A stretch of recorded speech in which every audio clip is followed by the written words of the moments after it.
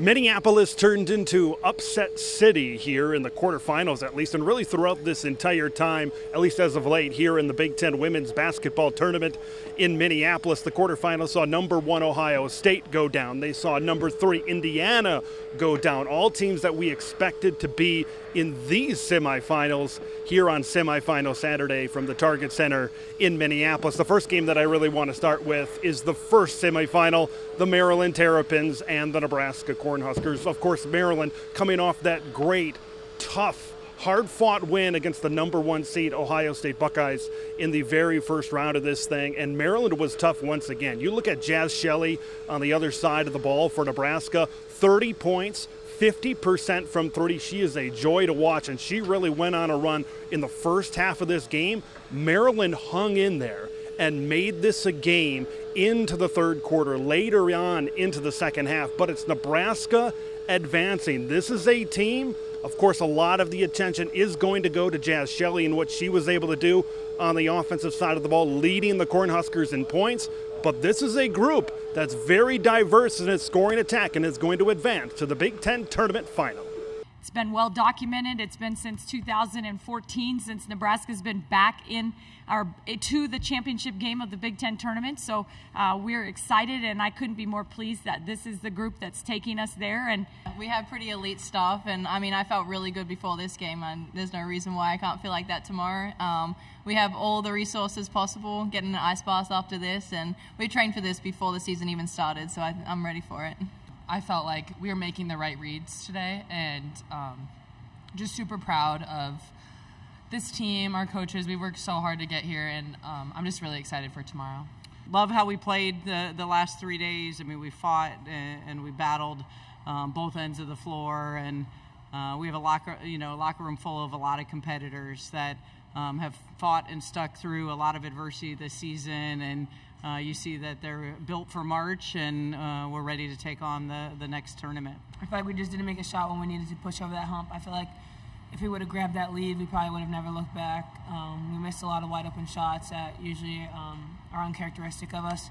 All right, this is what you all came here to see, the reaction to the Iowa Hawkeyes and the Michigan Wolverines in this Big Ten tournament semifinal. I look back even to the quarterfinals in Iowa's matchup, their first game of this Big Ten tournament against Penn State. Cailtin Clark, it took a little bit, right? She had that record-breaking 3. It didn't come until the second half. It didn't come until late in the game against the Penn State Nittany Lions. And there were times, and this was another one of those examples in the semifinals, where maybe she's not scoring 5, 6, 7 minutes at a time, but the great thing about the Iowa Hawkeyes is the supporting cast, and really Cailtin Clark's skill set really plays into that as well, right? When defenders really press her at the three-point line, she's able to break down the defense and get it and kick it out to players like Kate Martin, kick it out to Gabby Marshall, kick it out to Sydney Falter, and some of these other great players that can shoot outside for the Iowa Hawkeyes. We had some beautiful passing in that second half, just sharing the ball, and it's just so much fun when we play like that, and when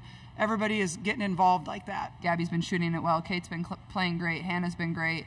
And that's what we kind of need. When we have multiple people in double figures, we're really hard to stop.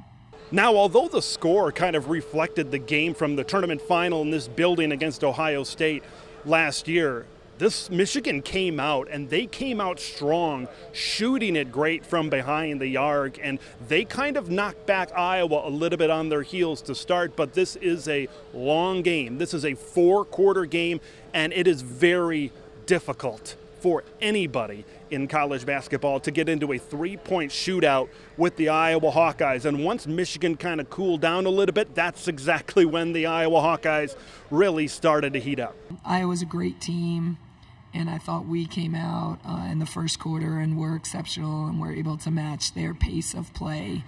You know, we weren't able to score with them later in the game, and they were able to pull away from us, but I think our team did a phenomenal job all week and potentially ran out of gas a little bit. We really talked about in the first quarter, they shot lights out, so that was really important to push on offense, get stops on defense, and lead that to offense. But I think we moved the ball really well, and everyone was knocking down shots, so it was fun.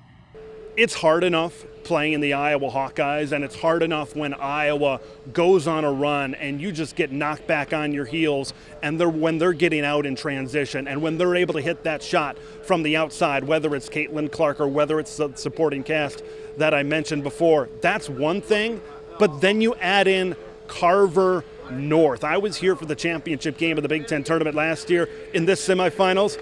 These fans, the black and gold faithful, they took it up a notch, and I can't wait to see what's going to happen in this championship game. But Iowa, just one step closer to another Big Ten title. This is the shortest turnaround that we've ever had. But truly, at this point, it's all about adrenaline. It's about getting the job done, keeping in the moment. And we've just been saying this is a business trip. This is a business trip. And, you know, limit your time on the phone. Limit your time with people outside of your immediate family, because we need to really focus on scout, film, rest, eat, sleep. And that is all that we are focusing on.